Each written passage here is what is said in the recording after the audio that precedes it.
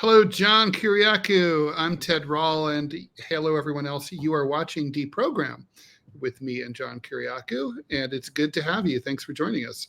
Yeah, thanks for being with us, everybody. It feels like it's been forever since we've done this. I know it hasn't, but yeah, no, that's how quickly the world moves.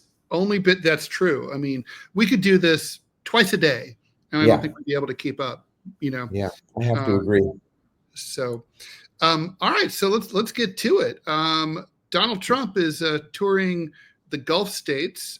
He's been hanging out, and there's a lot of news to report out of there. Lot to get into. So, among other things, he's been cozying up with the new post revolution or coup or whatever you want to call it, post Assad regime government of Syria. The current new president, former member of al-Qaeda. Now he's new and improved, clean shaven, sort of. Well, he still has the beard, but it's trimmed. Trump seems to be. I mean, we don't have formal diplomatic recognition, but when the president of the United States meets with you on the sidelines and is willing to be videotaped, can that be far behind? Oh, it's going to happen. And it was funny that Trump said today that the reason why he just decided arbitrarily on a whim to lift all sanctions on Syria was because Mohammed bin Salman asked him to. But he also said he had spoken with Erdogan, Turkey's President Erdogan, today, and Erdogan asked him to do it.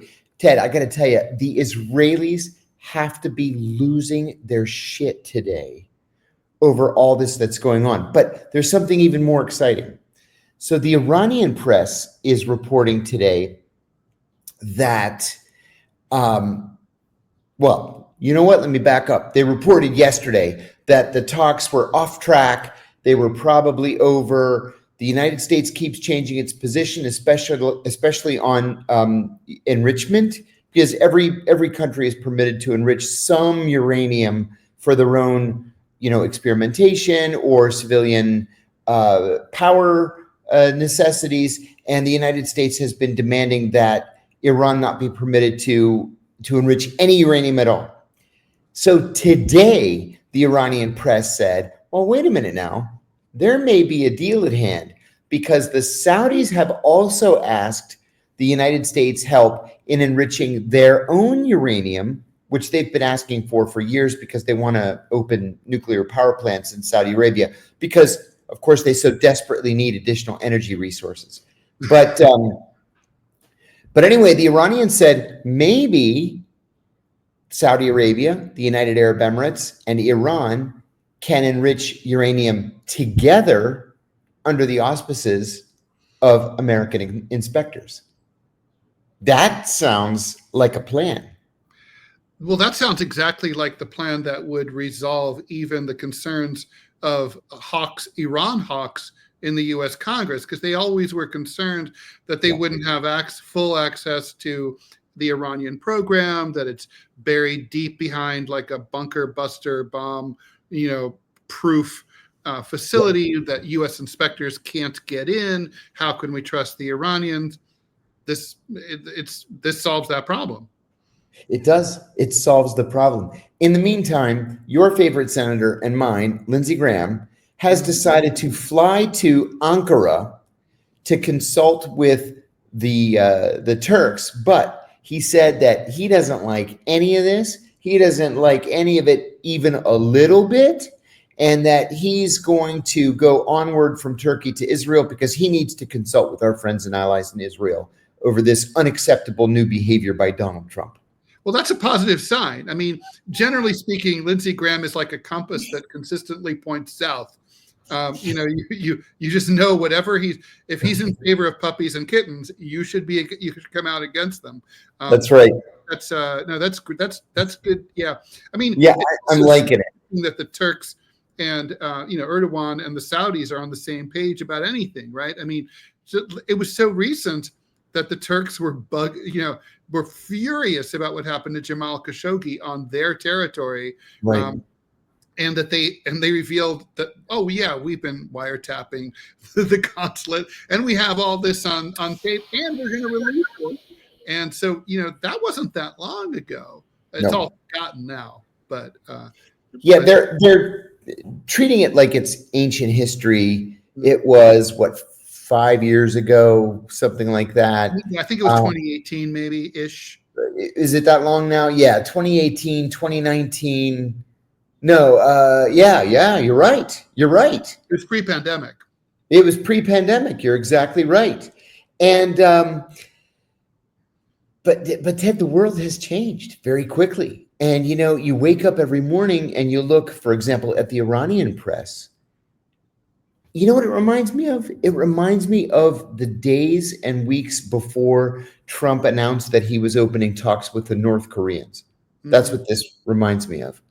Although that never went, obviously, I mean, it's not fair to say it never went anywhere, but it didn't get where we kind of hoped it would go.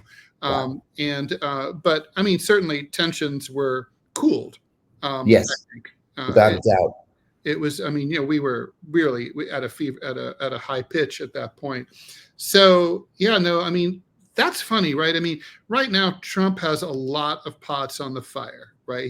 He's got talks to deal with it. Speaking of Turkey, in Istanbul between Russia and Ukraine tomorrow, right? Yes. This was initially Putin's idea. Hey, let's meet.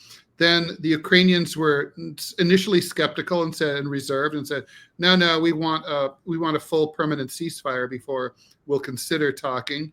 Then Trump leaned on the Ukrainians and said, no, you just go and talk and see if there's a deal that can be had. Zelensky then pivoted and said, okay, I'll personally go and sit down with the Russians. Right. Sergei Lavrov, the foreign minister, he's going. I don't think Putin's going to go, although I wouldn't put it past him to make a surprise appearance, but I don't think that will happen. I think Putin might have shown up personally had Zelensky been behaving in a more using more tempered rhetoric in the last 2 months or so. But he's been all over social media and screaming and behaving kind of like, he said a lot of things that Putin probably can't let pass. So, he's not going to go up in person. But still, these are high-level talks. And so he's got Trump is sending a few people from the Gulf up to negotiate this stuff, like Litkov and the idiot general whose name I forget right now, who's a moron. As long as you keep him out of the room, send him out to run an errand, go to the covered market and buy some trinkets. Right. Go. Right. Exactly. Be gone. So I mean, they might get business done there. The Qataris have just offered to buy $20 billion worth of American planes from Boeing. Right. Hilariously. Hopefully these are the ones that don't fall out of the sky. Yeah, I hope so. And the Saudis are they're projecting up to $1 trillion in investment in the United States. We know that, I mean, I guess this was MBS's big play. He always Khashoggi stuff was not going to matter because it was all going to be big picture, macroeconomic, big politics, big power politics. And his whole vision is for Saudi Arabia to be as big a power on the world stage as the big four were after World War II in the Security Council, right? That he wants Saudi Arabia to be as important as the UK or China, and I guess they have the money for it. They never had legitimacy before, but. No, that's right. Interestingly, too, the Washington Post reported today that compared to his first term, the value of Donald Trump's investments in the Middle East are 300% higher. Wow. 300% higher. So, with the Supreme Court's decision that the emoluments clause just, I guess, isn't important anymore, you can make billions of dollars that maybe Ted and John might call a bribe, or maybe the Gutteries would call a $400 million gift of a Boeing 747, and that's all okay. And I think a lot of Republicans would say, especially today with these announcements, that who cares if Trump makes a couple dollars? This is good for the United States. It's good for the American economy. It's going to be $1 trillion plus of new investment. You know, I'd rather not have the investment if it means that the office of the presidency can be corrupted. I agree with you, John. I mean, I think it's very concerning. And, you know, part of what, you know, I always thought that one of the things that Democrats, Republicans, the left and the right could agree on is that the United States doesn't want to be a vassal state. Yeah. And this effectively, if it works out the way that it's being sold to us, it turns the U.S. into a vassal state, right? I mean, it's like, obviously the Saudis, if they've invested $1 trillion here or $250 billion, they're going to continue to get their calls returned more than ever before. Oh yeah, without a doubt. And like, you know, even the optics.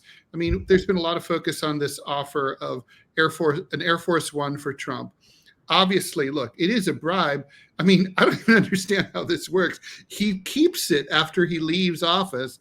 Okay, so does that mean that President Vance or President Newsom or whoever then goes back to using the old shitty 40-year-old one?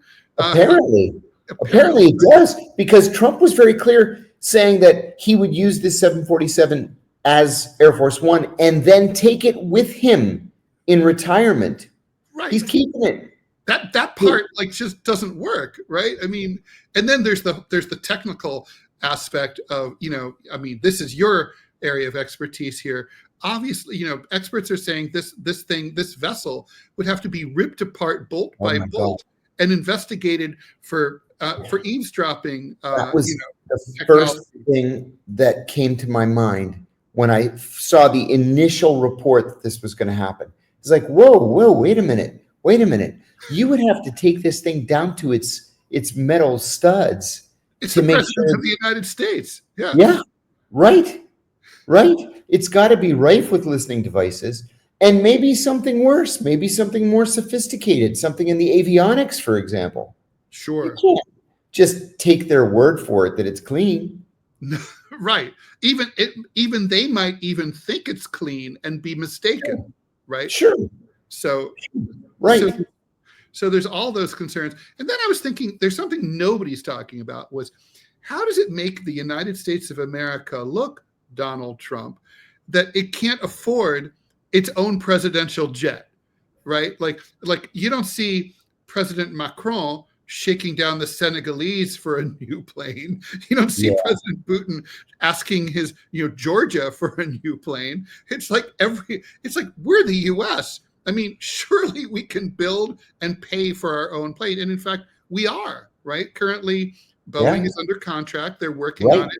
And it's the security stuff that's been delaying things. That's exactly right. It's been going on for quite some time now.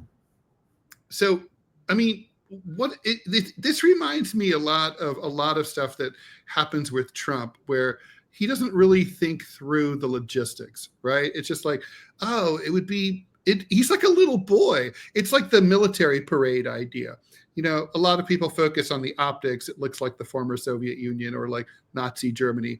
I don't know. I think military parades are cool. I love watching them. I think, you know, hey, let's go see the missiles we pay so much out of our taxes for. But, you know, those tanks they rip up the streets. They're not built for them. Yeah. And so there'll be millions of dollars in street repairs. He doesn't think that through. I bet he has no idea how streets are constructed. I did a deep dive on this when I was studying the reconstruction of Afghanistan and how, you know, the way you build roads is there's so many different ways to do it, from cheap to very expensive.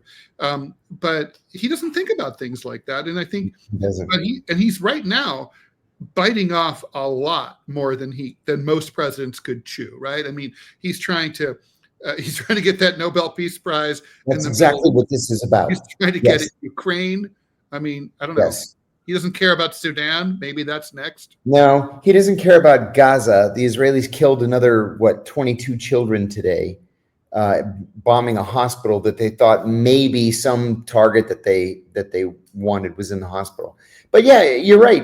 I think that he's very serious about this Nobel Peace Prize, and so you get the Russians and the Ukrainians to finally agree on something. You make peace with Iran after what, 46 years. God bless him. I hope it works. I hope so too. I hope so too. I mean, there's look, we're in the criticism business. I think it's important to give credit where it's due, right? I mean, there's something about Donald Trump. He doesn't like to see things broken. He doesn't like to see buildings blown up. He likes to build them and put his name on them. He doesn't like to see people die needlessly. I think he actually cares. I think he actually does think, when you hear him talk, look at his face and listen to his voice when he talks about like the Ukrainian and Russian soldiers and civilians dying for nothing. He hates that. I think he hates that. I don't think Biden or Obama or Bush gave a shit about that. No, I agree. Otherwise, they would have done something. So in a weird way, right? It took Nixon to go to China. It took a lunatic, because Trump's a lunatic, to basically bring peace. It's the ultimate indictment of the American system. Only a nut would stop the war machine. You know what? Yeah. I mean, all I can do is agree. And I'm in Greece right now, and I've given, I don't know, at least a half a dozen interviews to the Greek press since I got here, a couple on TV, and they all ask these same questions. And I said in one interview day before yesterday that I'm approaching this from the left, right? I had to leave the Democratic Party because it was too far right wing, and so I left it. And I find that I've come out on the other end in agreement with Donald Trump on foreign policy more than I'm in agreement with the Democratic Party on foreign policy. 100%. If Donald Trump can bring peace to these regions, then God bless. Great. That's what we want. Forget, Gaza didn't get destroyed on Trump's watch. That's right. On Biden's watch. Joe Biden's watch. And speaking of Joe Biden, if I may, and I don't mean to just please to throw this on you. It's something that I forgot to mention I wanted to talk about today, but I think it's newsworthy. Jake Tapper has a new book out with a co-author on essentially the final days of the Biden administration, or the final months of the Biden administration. And it's being excerpted in The New Yorker. Today's big bombshell explained a lot. You might recall that George Clooney wrote an op-ed in the New York Times saying Biden should drop out of the race. And everybody said either, why in the world would George Clooney say something like that? Or, who's George Clooney to tell us that, he's nobody, he's a Hollywood actor? Well, now we know why it was George Clooney that wrote this. There's a story behind it that Clooney and Jeffrey Katzenberg hosted the biggest fundraiser in the history of the Democratic Party. Right. Biden had flown in to Los Angeles from the G7 summit in Europe. And he's known George Clooney for 30 plus years. So he flies into LA, he goes to the summit, he's backstage. George Clooney goes up to him saying, "Mr. President, so glad that you could make it. It's so good to see you again." He says, "Hi, how are you? I'm Joe Biden." And an aide grabbed Biden's arm and said, "Mr. President, you know George." And then Biden says, "Well, thanks for being here today, George." And Clooney said he knew at that instant that Biden had to go. Well, at the White House, there was an uprising. They were going to take Clooney down, whatever that means. like they're mafia dons over there at the White House. And Clooney decided to write this op-ed. So he called Katzenberg, and Katzenberg said, "Oh, I wouldn't do it because it's going to come off as ageist." And Clooney said, "Name one thing that I say in this op-ed that's not true." And Katzenberg admitted, "It's all true. I saw it myself." Mm-hmm. And so he published it. And then he said that he had called Obama before it was published. And he said, "Listen, I'm going to publish this. Biden's got to go." And Obama said, "If you publish it, all it's going to do is piss him off and make him dig in his heels," which is what happened. True. Because then it took another 3 weeks after the debate before he finally dropped out. So this book is out next week. Today, right? Or next week? Next week. I think it's Thursday of next week. Okay. Usually books are released on Wednesdays, but you may be right. Maybe it's because they're excerpting like they are. But anyway, it's like every day there's this bombshell about how Joe Biden really was demented, as we all thought, but the details show that he was actually more demented than we thought. Yeah, well, I mean, I remember thinking when I read Clooney's op-ed, look, there's no way you could dismiss it. He was a longtime friend and ally of Biden and of the Democratic Party. This was written clearly in more sorrow than in anger. It was written by someone who cared about the Democratic Party and who's an American patriot and cares about, the mental state of the president, and the country's more important than the ego of a fragile old man. Yeah, and right. This was, I mean, it's honestly, Republicans they should be conducting congressional investigations over what happened and who knew it and who knew it when. The thing that shocks me is that Tapper got, and full disclosure, I know Jake Tapper. I mean, yeah, I do too. Jake's been very good to me. He's been good to me too. He's a very nice person, and really is. And look, he deserves to take a few licks for having been silent about what he knew before Election Day. Very clearly, he and everyone else in official Washington and in the news media knew all about what we're talking about going back for years. And I would argue that Biden wasn't fit to run in 2020, which is why he ran from the basement. The pandemic served him as well as it served me in my divorce. It helped me out. If it wasn't for the pandemic, Biden never could have campaigned effectively in 2020. He would have had no excuse, no cover. But that said, Tapper has co-written, what appears to be the first thorough history of this cover-up, and it's absolutely outrageous. I mean, yes. Even when you consider like Woodrow Wilson and the presidency that was effectively run by the First Lady, toward the end of his presidency, you consider there was an incapacitation period under Ike. Richard Nixon lived at the bottom of a bottle for a long time. Even LBJ as well. When this is bigger than the sum total of all of those. Because a man was elected president under false pretenses. He was too old. Well, it's not that he's too old. Bernie Sanders is older than Biden, and he's sharp. He could do it. But the point is, he was clearly suffering from dementia.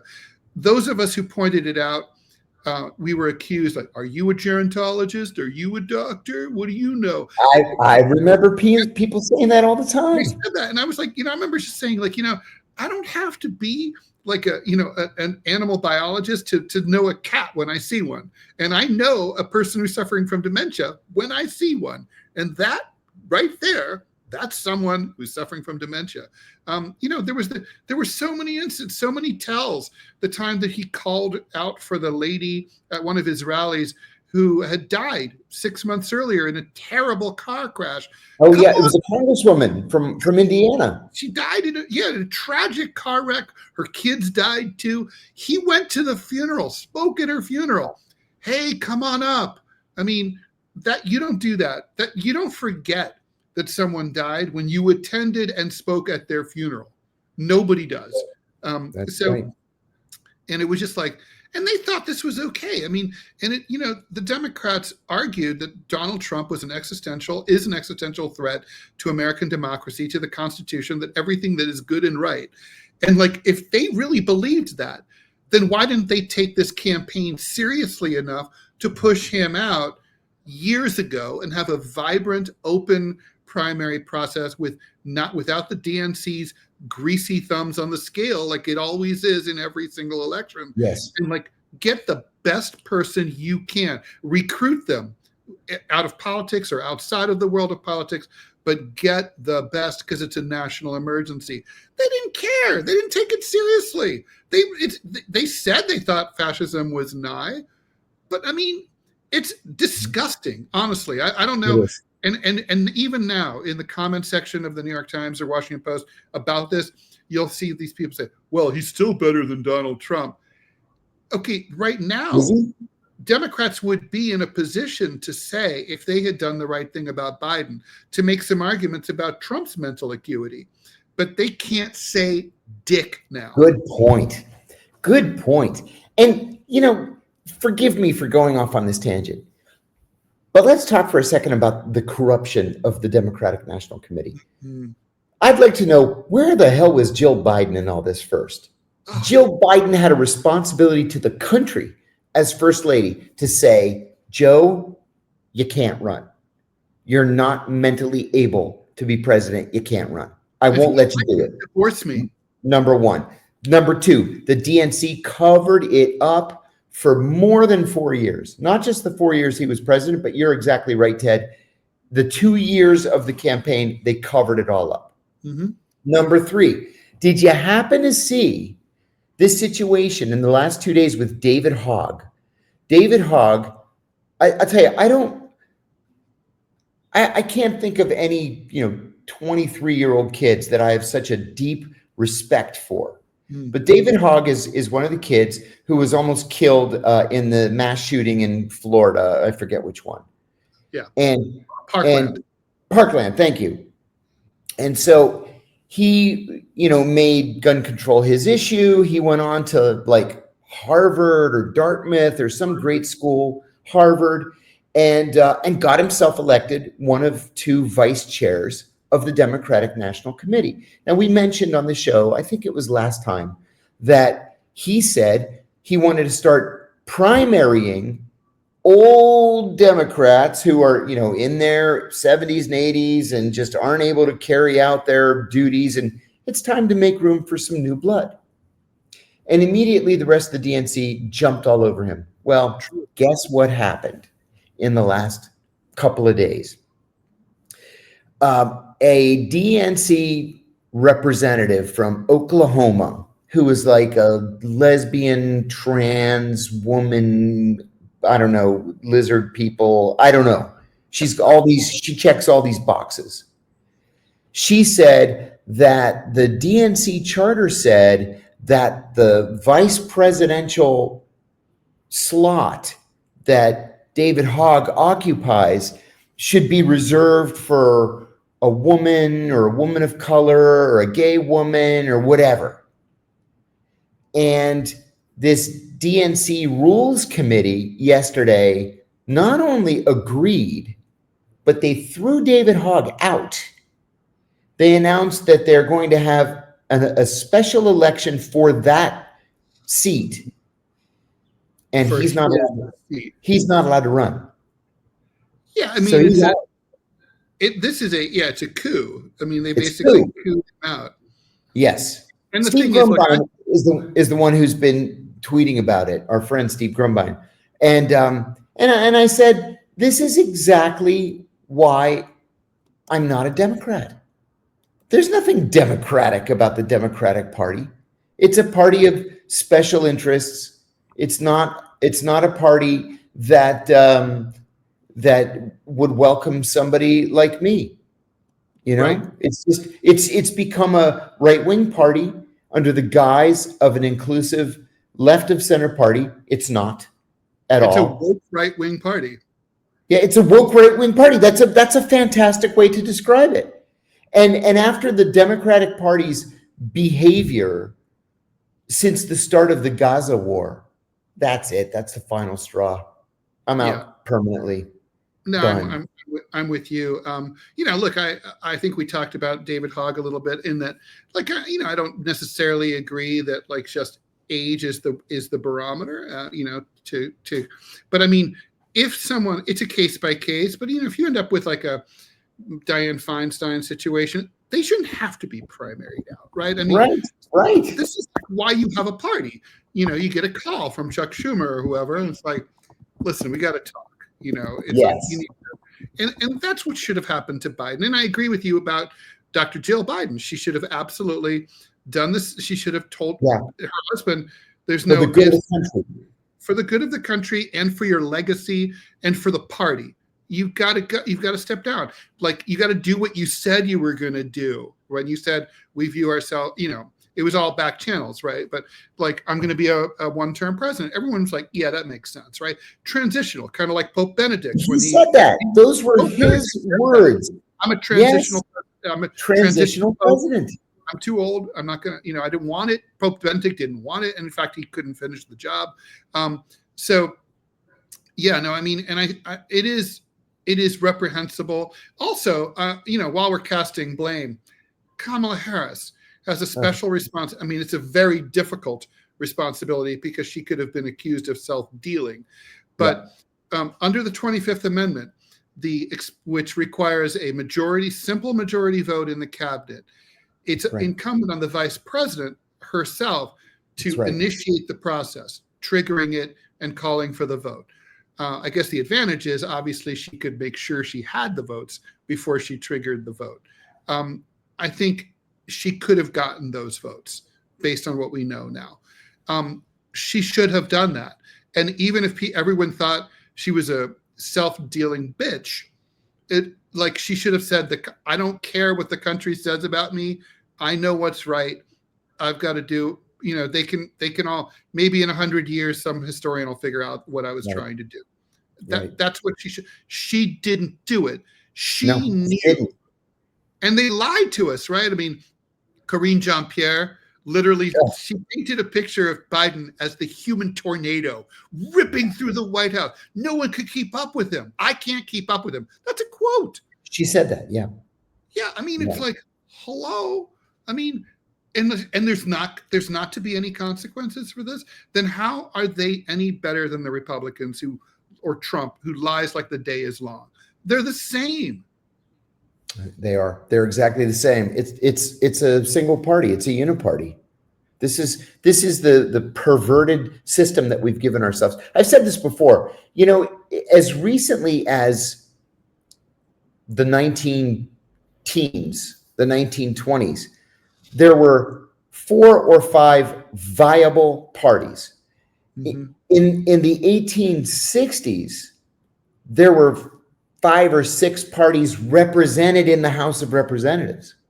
Yeah, 5 or 6 4 major presidential candidates. I was just going to say it. They fielded serious presidential candidates. Of course, Lincoln, Stephen Douglas, John Bell of the Constitution, right, and John C. Breckinridge. You are absolutely right. Yes, I use as an example all the time Solomon P. Chase, who was he had been the governor of Ohio, and then he was the secretary of the Treasury, I think, under Lincoln.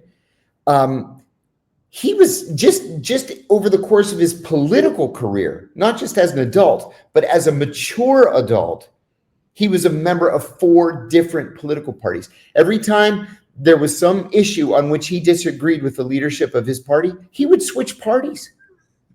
Every time. Yeah. That's awesome. Yeah. I mean, like, obviously the Socialist Party under Eugene Debs was a major force. There's parties that we've forgotten about, like the Populist Party of the late 1800s, the Prohibition Party, the Progressive Party, the Prohibition Party. Prohibition Party, super interesting. I always assumed they were a bunch of tight asses who didn't want to have any fun. They were actually a really progressive party. Yep. They were in favor of women's rights, women's equality, suffrage, and even the modern iteration of the Prohibition Party. They carried the tradition of being for LGBT rights. And Yes. so, because back then, right, drinking was like, people, factory workers blew their entire paycheck on booze, came home, their wives are like, how come there's no food? Shut up, bitch. They beat up their wife. I mean, so yeah, drinking wasn't really fun, It was in that same period that the British passed a law forcing pubs to close at 11 o'clock because nobody should be drinking after 11 o'clock. You have to get up for work in the morning. Right. Yeah. Well, even now in Britain, right? If you go to a rock concert, it'll be over by 10:45 because the last tube is leaving at like 11. That's right. Yeah, I actually like that, and I do too. In New York City, until very recently, until like the 80s, I guess it was, you couldn't have more than 2 pool tables in any establishment that served alcohol, because before Prohibition, people were getting knifed and shot every day in billiards halls in New York City. They'd get drunk, they'd gamble over pool, they'd get into it, and then all hell would break loose. It just got to be like, the cops couldn't keep up with the corpses. It was too much to deal with. Oh my God. I mean, I could see, honestly, I can make the case for Prohibition. I love wine, love it. But I think if I had to vote and say, okay, we're going to abolish alcohol, I think I'd vote for that. I think it would probably be better for society. This is what I mean about, like, you shouldn't be voting for your own self-interest, but I like wine. Yeah, I love wine. I love to drink. You've seen me drink. It's like, we've gone drinking together. We've gone drinking together recently. We will go drinking again. It's like, but that said, like, what's good for Ted Rall is not necessarily what's good for America. Sure. So yeah, anyway. But since I can't, until then, I'm drinking. So anyway, what a few thoughts before we move on to other things. While we talk about, the Middle East, we sort of skipped over Syria. Is reaching out to the new government simply good politics, like something we should be doing with Afghanistan and the Taliban? Just have relations with every country, let them govern themselves the way they want? Or is it codifying a radical jihadi who is not good for the progressive direction of the Syrian people? I mean, should we have our thumbs on that scale? Obviously, we helped get rid of Assad, to say the least. So, there's self-dealing there. But I mean, is this someone that the U.S. should associate with, or is it just diplomatic relations and let's just have diplomatic relations? I think it's a combination of all of those things. I was opposed to not pressuring. I was opposed to any covert action against the Assad government from the very beginning. And I said many, many times, and took shit for it in the Washington Post that called me an Assad apologist, that whether you like his politics or not, Bashar al-Assad was the only thing standing between the Christian community and utter annihilation. True. And so now we've got this guy, Golani is what he goes by, but his name is Ahmed, I forget now, who was one of the founders of the Syrian branch of al-Qaeda, and briefly was a member of ISIS before saying in 2016, well, no, I'm a moderate now, and al-Qaeda and ISIS really aren't the way to go, so I'm going to go my own way. You know what? I think this is one of those situations where we should probably see where it goes. That if we are going to have any influence over this government, it's going to be now. It's not going to be a year or 5 or 10 years from now. And lifting sanctions is the way to go because the Saudis want to lift sanctions. The Turks want to lift sanctions. And if the economy is going to be bad. Yeah, and if the Syrians are going to develop their economy to the point where they're not going to be a threat to any of their neighbors or to anybody else, then we got to help them to do it. So long as he protects minority communities in Syria, all the minority communities, the Shia Muslims, the Alawis, the Druze, the Christians, the Jews, and there are still Jews, ancient Jews in places like Damascus and Aleppo. If he promises to do that and actually carries out the promise, then I think we owe him the benefit of the doubt. Would the Israelis go in if they felt that, like, they have a relationship with the Druze? Yeah. Do you think they would go in to protect them if they were under fire? 100% yes. Definitely. I think they'd go in to protect them if they weren't under fire. I think they'd go in to create their own buffer zone or to steal more land around the Golan Heights, or just for the fun of bombing the presidential palace in Damascus, which they've done many times. Mm-hmm. Yeah. And you know what? If the Syrians can actually develop an economy, if the Syrians can maintain good relations with other countries, it's going to push the Israelis out of the picture. It's going to make the Israelis irrelevant to that situation, someday at least.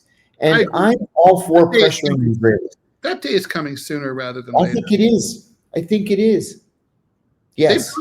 I mean, that's my biggest complaint by far of Trump's foreign policy has been his excessive tolerance of Israel, and, you know, enabling it. Although, I mean, I don't know.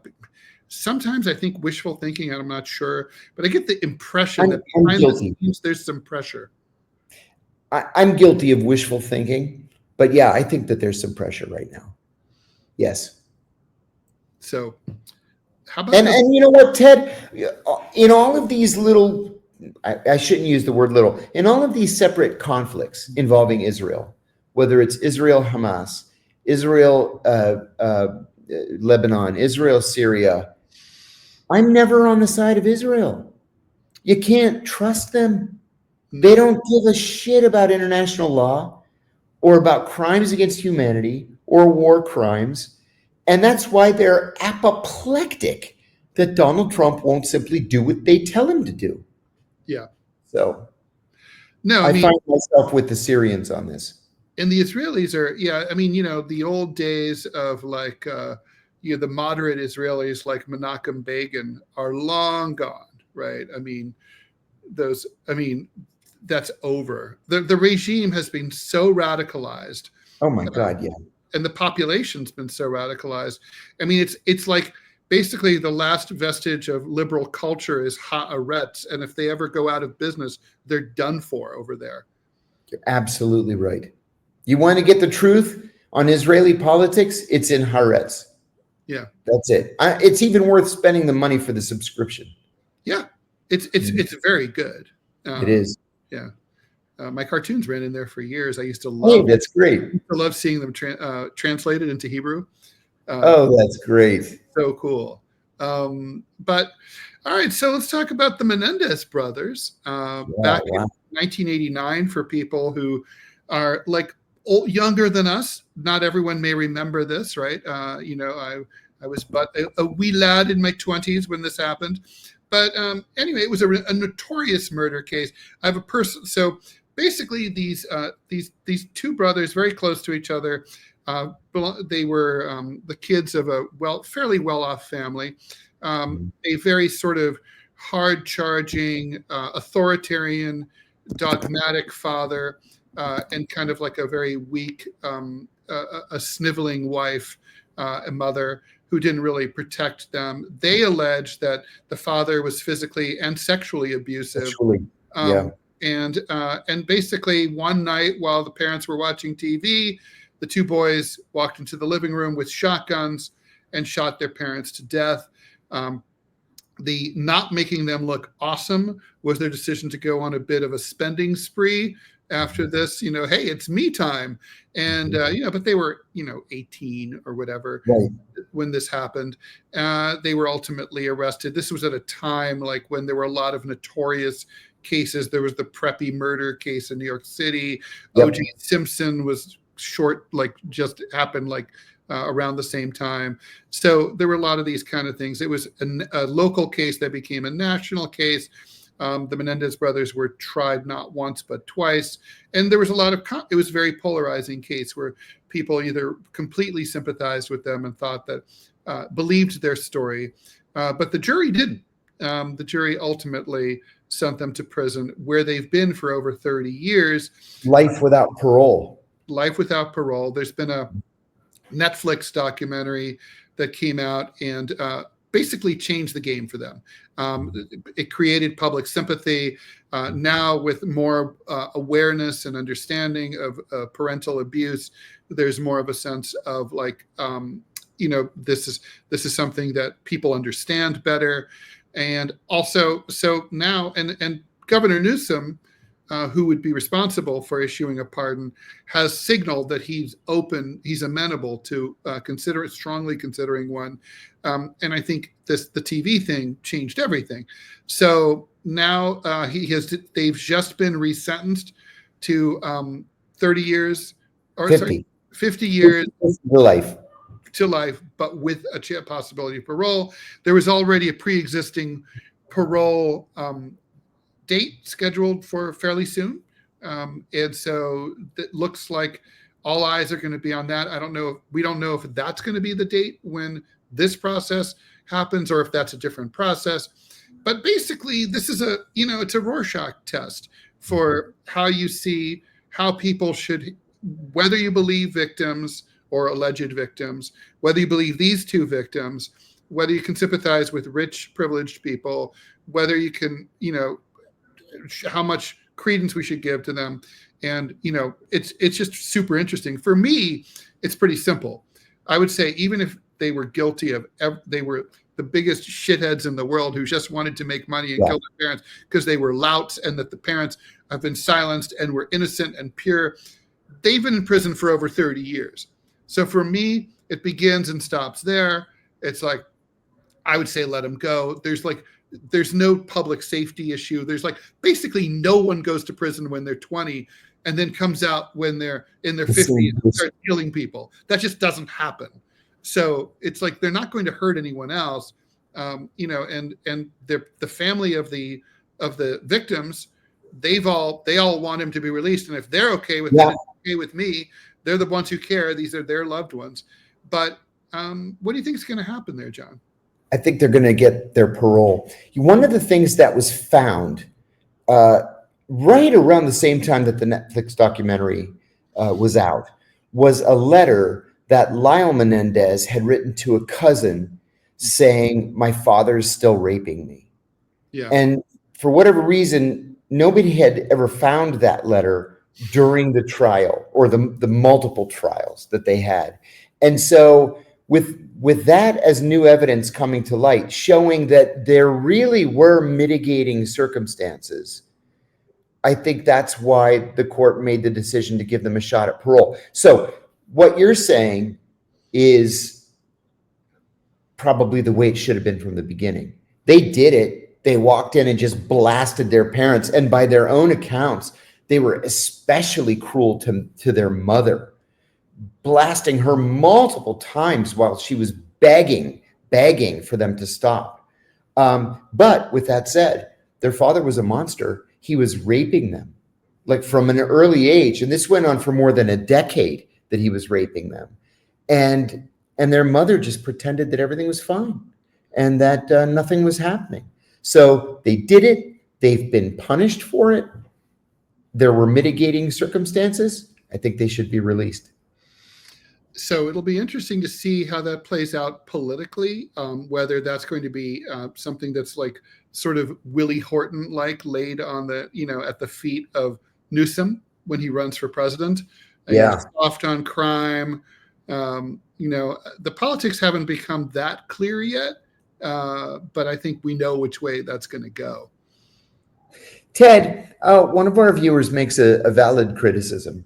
Deviation says that respectfully, and thank you for using that word, respectfully, I think there are more important topics in geopolitics right now than a domestic double murder. What about India, Pakistan? We haven't talked about India and Pakistan. True. But we really should. So India and Pakistan over the past week have been on the brink of a full-scale war. They've crossed the border. Each of the two countries has crossed the border a number of times. The Pakistanis shot down a couple of Indian planes. The Indians have shot down a couple Pakistani planes. Lots and lots of drones. A handful of deaths. Thank you, Deviation. But I want to make an important point here. And nobody seems to know. I know this from my time living in Pakistan and serving at the American Embassy in Pakistan. And I don't know why nobody else knows this, because I always thought it was public, that the Pakistani nuclear arsenal is under the command and control of the Pentagon. When Pervez Musharraf was the president of Pakistan, he was trying to prepare for the possibility of being overthrown. And he was afraid that an al-Qaeda type would take over Pakistan and launch nuclear missiles at India. And that was a legitimate concern. Legitimate concern. Still today, it's a legitimate concern. In Pakistan, it's always a concern. Always. And so he turned over command and control to the Pentagon. So there's not going to be a Pakistani nuclear launch on India. And the Indians know this. And so there's not going to be an Indian launch on Pakistan. But with that said, I have never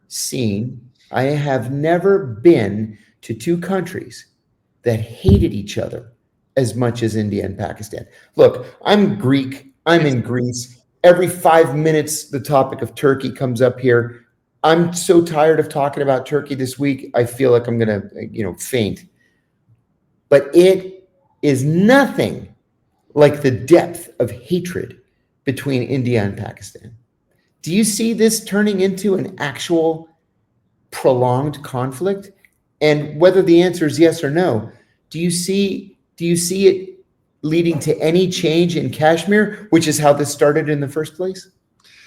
No and no. I think that, obviously things don't change until they do. And someday, obviously, this is an inherently unstable situation.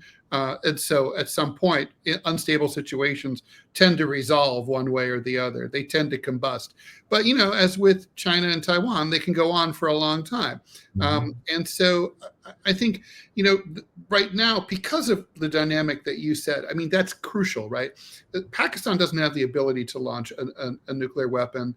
And so for that reason, there will be no nuclear exchange. And if there's not that much at stake, then, Pakistan, if they start a war with India, they're going to lose it because they always do. And they don't have the military power to take on and defeat the Indians. The Indians, kind of view Pakistan, like a Great Dane looking down at a teacup poodle, like, oh, there you are, little yippy dog, much smaller, much weaker. Their economy is a much worse shape than the Indians. Yes. The Indians have a dynamic, robust, expanding, exploding economy.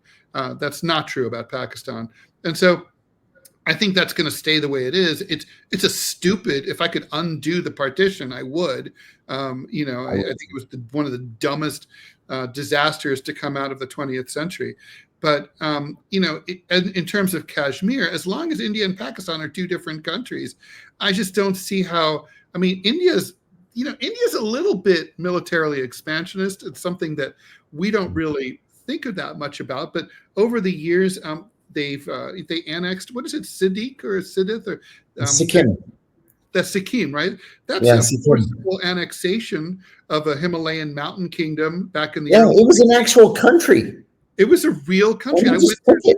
I went to college with a girl who was a princess and from there she was a pretender to the throne, right? It's like it was a real country. The Indians were like, yeah, we just sort of think we should have that. There was no reason, but like, we're India, and we're just a big country, and we're going to expand a little bit there. So the Indians are, they're the country to watch here. If anything turns ugly, it'll be because Modi or someone else in India makes it happen. It used to be, if we were having this conversation during the Bush years, I would have said, like, Pakistan is dangerous. They're a deeply unstable force here in South Asia. They're fine. They have all the madrasas that are, but that's all different now. Now India is the unstable or the destabilizing force, I think, in South Asia. And they're not giving up Kashmir, even though, frankly, it would do them a lot of good to do so. But they don't give up territory. They take territory. They don't give up territory. And, you know, the sad truth is that when India and Pakistan became independent and they split, as it was all India, of course, and they split and Pakistan declared its own independence. East Pakistan, which later on became Bangladesh. Anyway, a whole bunch of terrible political developments there. Kashmir was supposed to be independent. And the plan was that the Pakistani administered part and the Indian administered part would become independent on the same day. At the same time, the two countries would withdraw from the territory and everybody would live happily ever after. And so the Pakistanis began to withdraw. The Indians refused to withdraw. The Indian military went in and took part of what had been administered by Pakistan, and it's been stuck like that since, I think, 1947. Yeah. And there's been no change ever since. Yeah, that line of control is pretty much. And that's what it's called, the line of control. It's not a border. It's just. But it's de facto, it is a border. Yeah. Oh, yeah. But not in the legal sense is what I mean. Right. It's one of those, when you look at the map and you see a dotted line, it's one of those dotted lines. Yeah. You know, when I was at the CIA in my last headquarters position, one of the CIA's senior most officers was tasked with going to Pakistan and going to India and convincing the Indians to just walk away. Right? I'm sorry, to the Pakistanis, walk away. Just let India have it. We'll give you billions of dollars in development aid, and you can lick your wounds. He flew out there, and the Indians said, "Yeah, we would support the Pakistanis just walking away and giving up. Yes, and we might even throw a couple dollars in." And the Pakistanis are like, "Are you out of your minds? We would get nothing. First of all, whatever money you would send us would be stolen, right, by the oligarchs or the government or whatever. They're all corrupt." You know, I told you about going to Dubai one time to talk to Benazir Bhutto. It was, I don't remember anything about the substance of the conversation. The only thing I remember is that we were in the living room. I was with the deputy chief of mission, and we're talking to Benazir Bhutto, and we hear a car drive up, and she says like this, she goes, "So help me God, if that is another Bentley, I'm going to kill him." She was talking about her husband. And I thought, lady, you make $60,000 a year. You live in a $10 million seafront villa in Dubai, and you're talking about another Bentley? So that's who we're dealing with here. Yeah. And it's no wonder that now 23 years after my boss went out there to try to make peace, nobody's budged. No. And, you know, people forget that the term deep state comes out of Pakistan. Right? Like, by the way. Oh, and you know, I know we only have a couple of minutes left, but Luke has a question that I absolutely have to jump into. All right, let's do it. He asks if I could explain the Greek anger at North Macedonia, because there's even a party over the name issue. Oh my God. This is only a barely this close second to Turkey in Greece. Well, is it the Greek anger at Macedonia, right? Isn't that right? Or North Macedonia. Okay, all right. So let's. Until recently, we called it FYROM, the former Yugoslav Republic of Macedonia. So, oh man. North Macedonia, which is now a member of the European Union and NATO, in my humble view, it's a fake country. It's not a country. First of all, they're Slavs.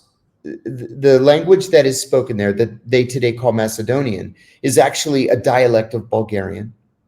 It was given the name Macedonia. That state was given the name Macedonia by Joseph Broz Tito, who was the dictator of Yugoslavia back in the day. He did that to put pressure on the Greeks. Now, what's in the name? What's important in the name is that Greece's northern state is called Macedonia. The capital of Macedonia is Thessaloniki, which is Greece's second largest country. I'm sorry, Greece's second largest city. This is the same Macedonia that Alexander the Great. Alexander the Great was Macedonian. He was from the ancient town of Vela. Vela is in Greece, right? The Macedonian that Alexander the Great spoke was a dialect of ancient Greek.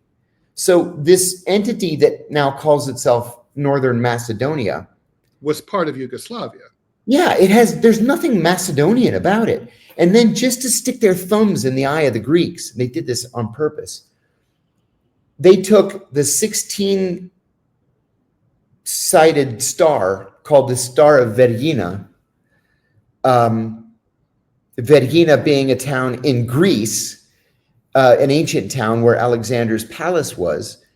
They took the Star of Vergina and they made it their flag, right? Number one. Number two, they changed the name of their airport from Skopje International Airport to Alexander the Great International Airport. For a long time, Greece also just referred to the regime as Skopje, or Skopje. The regime. That was that's you could only call it Skopje if you're talking about the regime, or Fyrom if you wanted to call it something else, the former Yugoslav Republic of Macedonia. So there were talks between Greece and Fyrom that started in 1993, right? And for a long time, it looked like they were going to accept the name the Republic of Upper Vardar, the Vardar River being what separates it from Greece. That's cool. Yeah. It sounds like something out of a spy movie. Yeah. Yeah. I want to be a citizen of the Republic of Vardar. Yes, I like that too. And in the meantime, the Serbs are like, it's not even a country. So the Serbs are jumping in on the side of the Greeks. The Greeks send half their military up to the border in 1994. It looked like that they were actually going to go to war and to overthrow this rump state, Fyrom. And then the Europeans came and they said to the Greeks, you guys need to calm down. You need to back off. It's just a name. It's no big deal, blah, blah, blah. It took another 20 plus years. And finally the Greeks relented. They said, look, it's not worth the threat to security, not Greece's security, but European security to have this issue, still bubbling along. And they agreed to the Republic of North Macedonia. Well, within a single day of the signing of the agreement, the Skopjean government began referring to itself in international fora as the Republic of Macedonia. And so the Greeks had to send troops back to the border, and every once in a while, the North Macedonians have to be slapped down. But, eventually this is going to go away as a problem. Well, what's their beef? Why don't they just are they having trouble forming a national identity? Is that their... Yes. Yeah, they are. They have no national identity. They're Yugoslavia. So how did they end up as an independent state? Were they just the leftovers from when the other, like Bosnia and Herzegovina and Serbia and Croatia broke up? That's exactly what happened, and exactly when it happened. And Montenegro declared independence, and they were like, oh my God, if Kosovo and Montenegro are going to be countries, then we need to be a country. Well, like in Gilligan's Island, they would just be like, and the rest. Yes, and the rest. That's right. And all the rest. That's right. We're old, Ed. It's really sad, by the way. Kind of. I mean, it was so interesting after the collapse of the USSR to see how the various independent Soviet republics created national identity. And with some, it wasn't really that hard. And then with others, it was more of a challenge. Well, Jay is pointing out that every Northern Macedonian that he's met has been ethnically Albanian, and most of them are. In the western part of the country, they're mostly ethnically Albanian, and in the eastern part of the country, they're either Bulgarian, ethnic Bulgarians, or Roma. So they really don't have a cohesive national identity. Mm-hmm. Interesting. So how do you think, you said you think it'll resolve? How? I think the rest of the world is going to call them North Macedonia, and they can call themselves Macedonia all they want. It's not sticking. And so if they hope to get anywhere in the European Union, and you know what, I think they're not in the European Union yet, now that I think about it, because the Greeks are blocking them over the name. Oh, right. You have to be, yeah, they have to get a not unanimous. It has to be unanimous. Yeah, that's right. So that won't happen. Yeah. Yeah. Yeah. So now in Greece, I'm in Athens right now, and you see like flags all the time. Macedonia is Greece. Macedonia is Greece. And it has the star of Vergina. It's an issue here. It's so interesting, right? I mean, people always have to come up with reasons to get mad at each other. True. We do it too. And the Greeks really want to just be focused on the Turks. They don't want to have to worry about anybody else. Yeah. So awesome. All right, John. I think are we sufficiently deprogrammed for today? I'm deprogrammed. It's actually 20 to 8 here p.m. So I'm going to go have dinner. All right. Are we doing Thursday or are we doing Friday for the next one? I can do it. Friday. Doing Friday. All right. We'll work out the time. We'll announce it on social. Thanks everyone for watching. Thanks everyone. Go check us out. Thanks for watching and listening. Take care.